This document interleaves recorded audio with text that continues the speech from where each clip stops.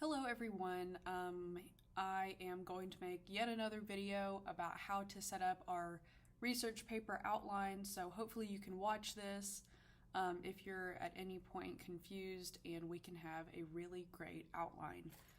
Because like I said in my last video, if you watch that one, your paper, your rough draft, is going to be as good as your outline is. So do yourself a favor and make sure that you really make a good, detailed, well-rounded outline so your rough draft will be easy and well put together. So in the last video of outlining your paper with in-text citations, you should have completed on your own body paragraph 1, 2, and 3 using the claim, data, commentary pattern. So you will have your claim with one of your talking points from your thesis. You will take data from the sources that we pulled from the Alabama Virtual Library, and then you'll add your commentary about that information, why it's important, and your views on that. And you should be at the point where you're ready to conclude your paper. And a conclusion does a few things. A lot of people think, I've already said this before, I feel like I'm just repeating myself, and that's okay, but it's like you're putting a bow on top of the great package of information that you have just organized for the reader. A conclusion is basically everything that you've talked about, restating your topic and your thesis, and closing out in a professional, in a formal way.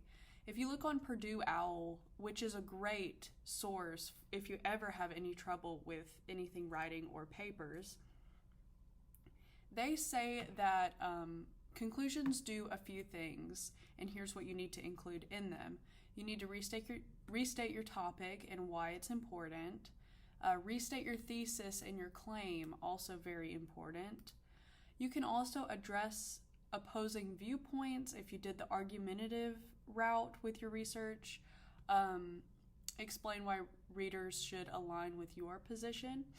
And if you went the informational route, especially with like pollution or like with my example topic, teen mental health, you should always do a call for action, overview of future research possibilities, where do we go from here, looking at a future perspective.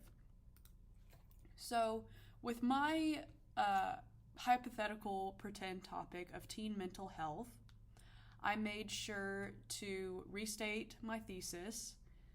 My thesis was, or is, some may argue that teens are just moody. However, many people do not realize that teen mental health is at an all-time low due to the highly sensitive period of young adulthood, poor home life, and social media influence. What you're not going to do is you're not just going to copy and paste your thesis statement at the beginning and at the end. You have to reword it. It's the same information, you're just switching around the words so it's said differently. Here's how I switched mine up. I said, teen mental health is at an all-time low due to the highly sensitive period of young adulthood, poor home support systems, and social media influencing isolation. Same thoughts, different wording. Now here's my opposing viewpoint. Some may believe that teenagers are just being moody or hormonal. However, the evidence is clear that the world is facing a mental health crisis. Now that's just 2 sentences. We need at least one more for it to be an official paragraph. So I followed up with my call to action. In informing the public about young adults' struggles,